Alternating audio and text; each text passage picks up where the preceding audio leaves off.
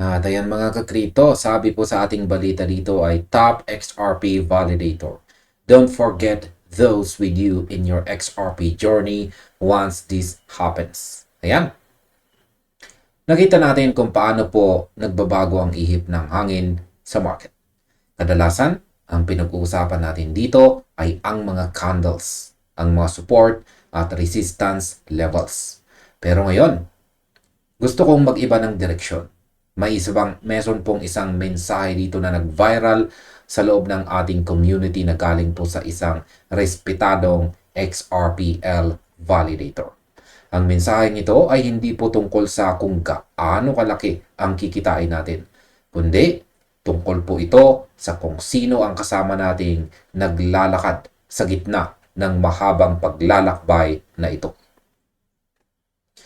Ang sabi po dito ng validator na si Vet, once the sentiment changes, and it will, don't forget the names of those who were with you in your XRP journey when it was the darkest.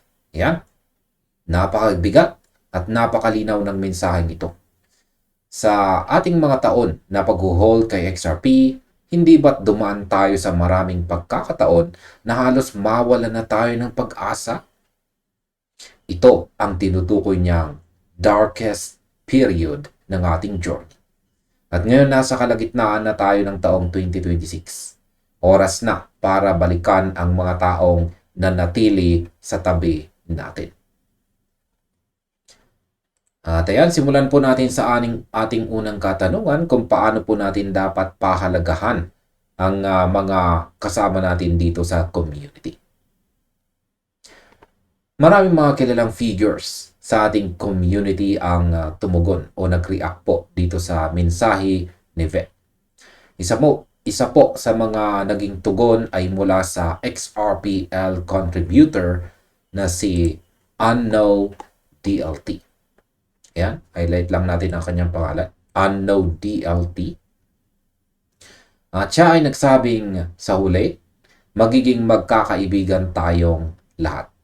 Sumagot naman si Vet ng may positibong pananaw na ang mga koneksyong nabuo natin ay hindi lang basta online interaction.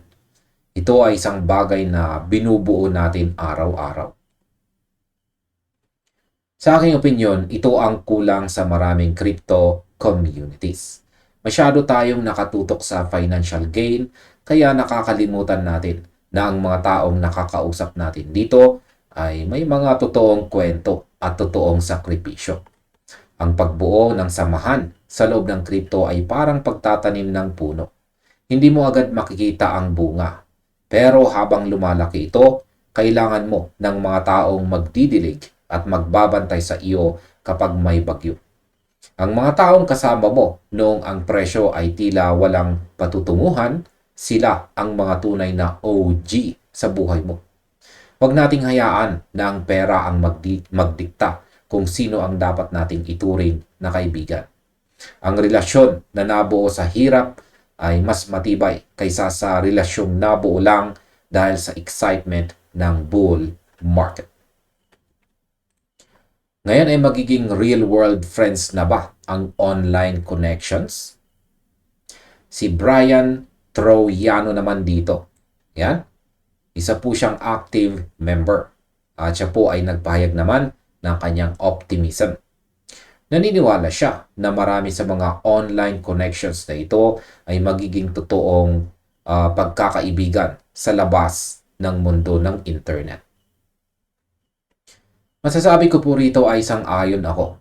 Sa dami ng oras na ginugugol natin sa pagbabantay kay XRP, natural lang na makabuo tayo ng mga bond.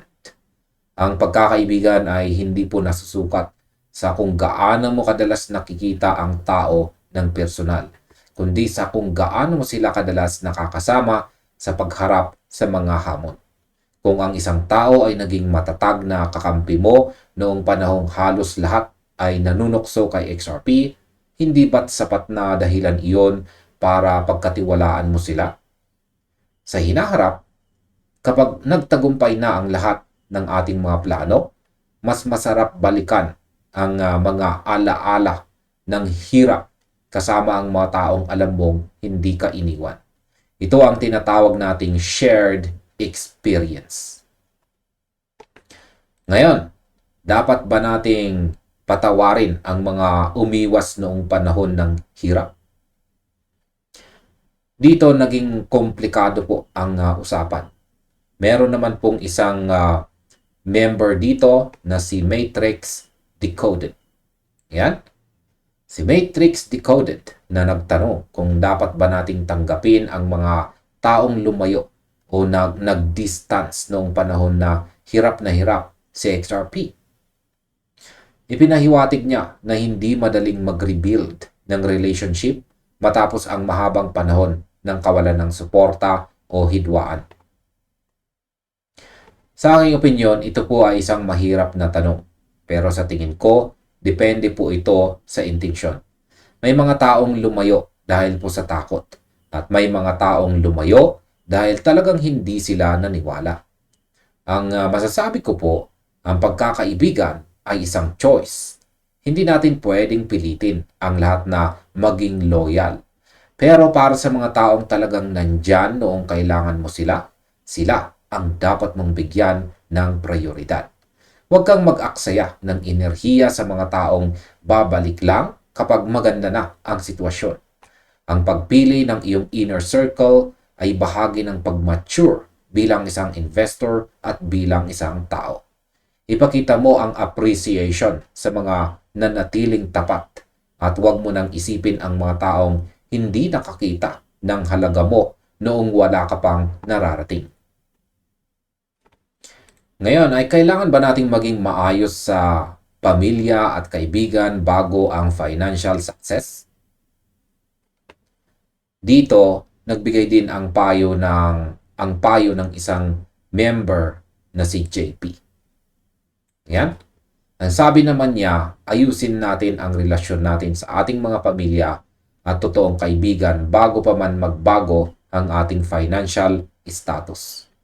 Sinasabi niya na mas madali ang pag-aayos ng relasyon ngayon kaysa sa panahong may malaking pera na at magiging kahina-hinala na ang intensyon ng mga tao sa paligid mo. Sa aking opinyon, ito po ang pinaka-importanting payo sa buong usapang ito. Kapag nagbago na ang sitwasyon mo sa buhay, magiging noisy o maingay ang paligid mo. Maraming lalapit sa iyo na hindi mo naman kilala dati. Kaya kung gusto mong maging maayos ang iyong financial journey, siguraduhin mong ang mga pundasyon ng relasyon mo sa bahay at sa malapit na kaibigan ay matatag. Huwag mong hintayin na magkaroon ka ng malaking halaga bago mo mahalin ang pamilya mo.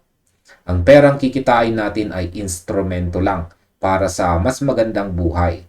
Pero hindi ito ang magbibigay ng tunay na kaligayahan kung wala kang mga taong tunay na nagmamahal sa iyo. Maging maayos tayo sa ating mga kapwa ngayon pa lang para pagdating ng tamang panahon, handa na tayong mag-enjoy ng may peace of mind.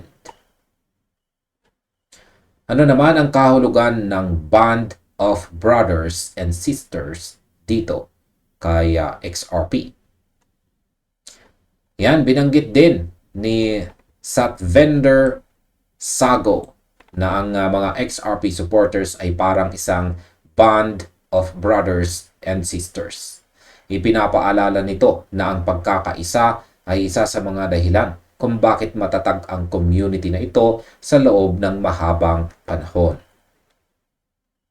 Sa aking opinyon, ang tawag nating ito ay hindi lang basta paglalaro ng salita.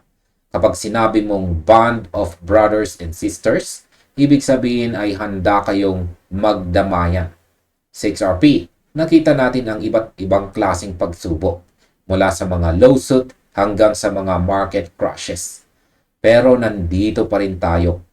Ang community na ito ay parang isang pamilya na kahit nagkakaiba ng opinyon sa presyo, iisa lang ang layunin. At yan ay ang makita ang tagumpay ng technology at ng vision na ito. Ang pagkakaisa natin ay ating sandata. Hanggat nananatili tayong tapat sa isa't isa, walang sino mang makakasira sa ating pundasyon.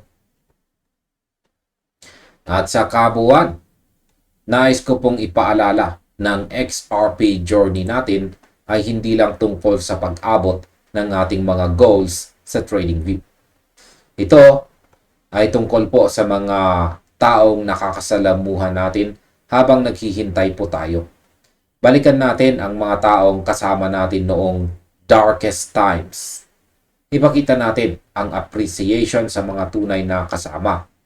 Dahil sa huli, ang mga relasyon na nabuo natin sa paglalakbay na ito ay mas mahalaga kaysa sa anumang numero na makikita natin sa ating portfolio. At hanggang dito na lamang po tayo sa video na ito mga ka-crypto. Maraming salamat sa inyong panonood. Maaaring panoorin na rin po ninyo sunod ang recommended video dito.